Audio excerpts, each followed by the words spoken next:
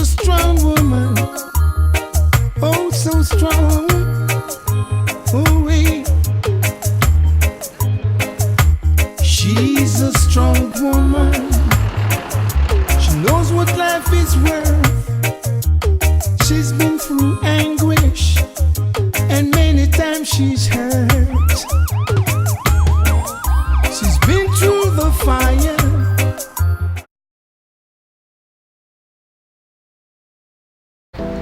Hi guys, I am so excited. I'm here at 763 Eastern Parkway in Brooklyn. It's approximately 46 degrees, and this was my second apartment in New York City. And I'm just as excited as when I was getting my apartment. It was a one-bedroom apartment, living and living room, bathroom, kitchen, 2-3 closet space. It was beautiful. And this is a building where we got it. And this is a dominantly Jewish neighborhood. And this was my mailbox. This was a mailbox where I got all my mails from all my friends from Jamaica. And this is the mailbox where I picked up my green card after immigration told me I would never see a green card in America. Got it when I came to New York City in the 80s, and my apartment was F15. So this was F15 on the 6th floor where I lived for approximately 5 to 7 years. I tried to get in the apartment, but unfortunately there's no adult there. So we have to respect that. So we won't be able to go into that apartment. And I lived in this building, and it's predominantly, the whole neighborhood is predominantly Jewish, and it's owned by the Jews.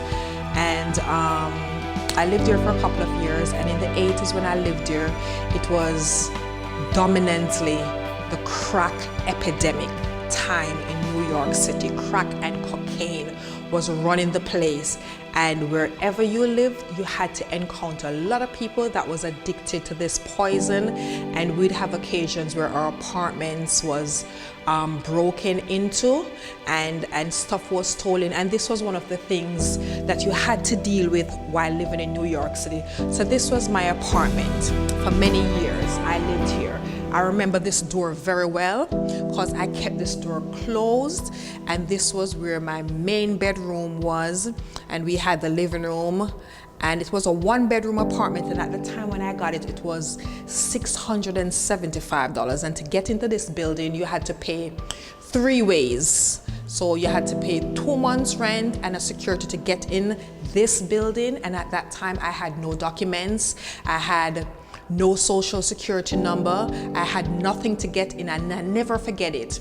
I was dating this guy, and his mom, Ruth, decided that yes, she's gonna do it for me, and she did all the background of everything for me to get in, and all I had to do was find the money, and I got in. So this is how I got into this apartment. At the time, I had some neighbors. They were living right here at this apartment.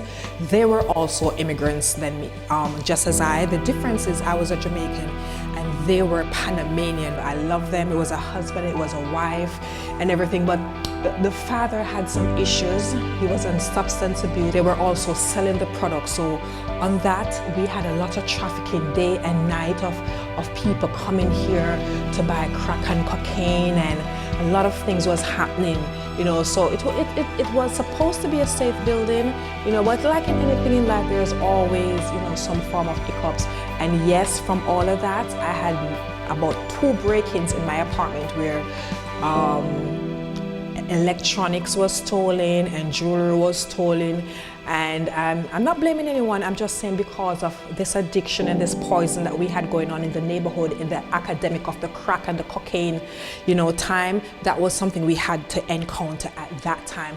I'm going to go into the elevator now. There will be many times when I'll be in the elevator coming in from a dance, and you could just see vials and vials of things that shows the evidence of the crack that was used, and you could smell the cocaine in the air. And I would remember many times I'm going to the dance, and I've always been a praying woman. I've always know how to pray. I believe in God. I believe in a higher force.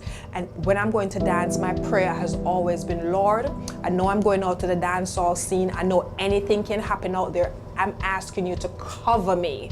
And then when I'm coming home again, I would start praying when I'm getting in front of the building, because I know that coming into the elevator, anything can happen. I know I'm going to see crackheads in the elevator. I'm going to see crack on the floor. And I'm like, Lord, protect me to my apartment, please. And as soon as I go in my apartment and open the door and close it, I'll be like, thank you, Jesus. Thank you for covering me again. So these are some of the things that come back to me as I'm here now, because I'm going right back into the 80s of when I was here, and I can remember everything vivid of living here at 763 Eastern Parkway, apartment F15, where I was in the dancehall scene. I didn't have no papers. I was trying to get my status and my residency in America, and I had some great years here. So right now we're at 763, and I'm sitting on the 6th floor of exactly the same location where I used to live in the 80s. This was my second apartment in Brooklyn. And today I'm wearing this beautiful skirt and this beautiful scarf that was made by me underneath the supervision of Harriet's by Hekima. And she does Black Girl Sew, and she does all these beautiful workshops in Brooklyn, New York. Big up to Hekima. Hekima, thank you for the workshop. I love it. I enjoy it.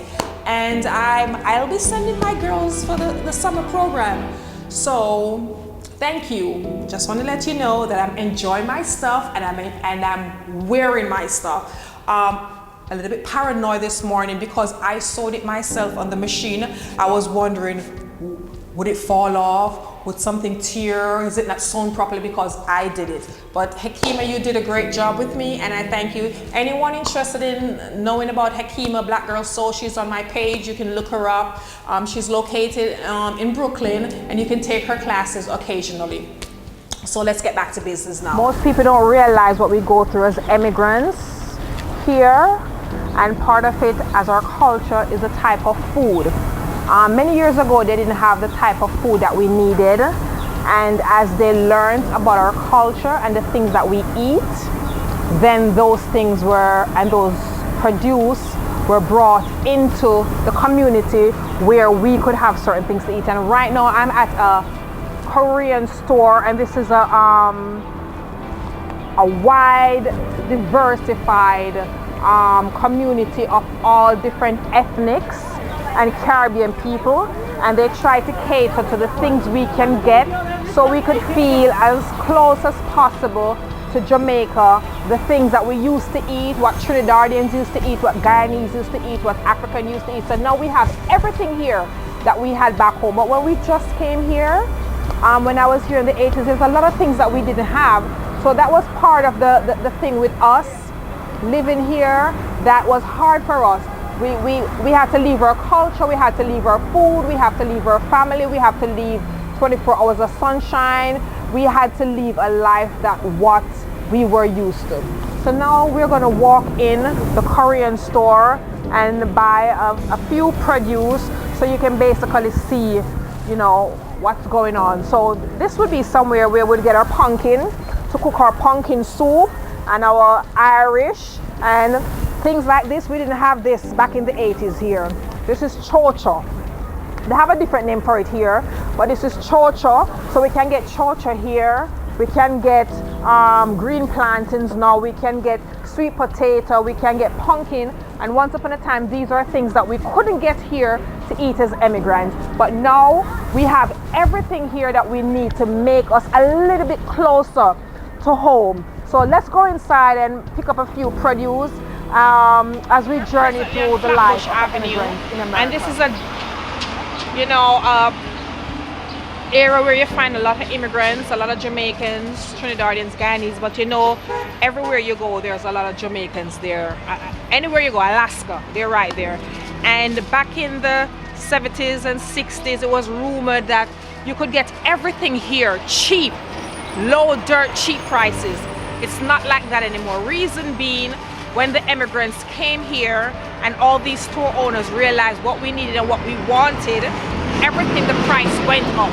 And as in the 80s and the 90s where the crack and cocaine and the weed took over and we had all the drug dealing and money was running and flowing and all of that, you know, they didn't know how to act You know, they'll come in stores with a big bulk of money after they sell their drugs and peel out all this money, and they just started raising the price. So everything is raised now. When I came here in the 80s, I can go into a Korean store with 20 US and have a bag of grocery come out with 20 US. Those days are over. Now those days are over. You go in there with $20. I don't even think you can come out with half a bag of stuff now. So we're going to journey into this, and this is a Korean store right now, and we're going inside to get a few items. And as you can see, we have ginger. Ginger is something that we use a lot in Jamaica, and as you see, Jamaican Cersei. This is what we use back home. So we have everything here as if we were back in the island. We have sorrel, you know, so we don't have to go all the way to Jamaica for sorrel. It does taste a little bit different, but not much different, but it's as close as we can get.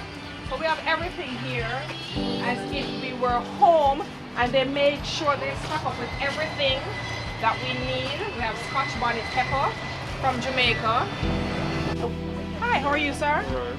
Fine. Okay, and we have the Fosco oats. Fosco oats is a Jamaican product, and once upon a time we couldn't get these in the Korean stores, but they listened to us. We told them what we needed, and they made sure we get everything that we need as Jamaicans, because they don't want to lose a dollar. They want all that money from us, so they're going to make sure that they have everything that we need. So we're present now in the Korean store, and this is where we get all our fruits. You know, and I think we're back to all these things, Jamaican products. Most of these, we have our codfish. You know, we call it saltfish home, but we call it codfish, and you have your pigtail.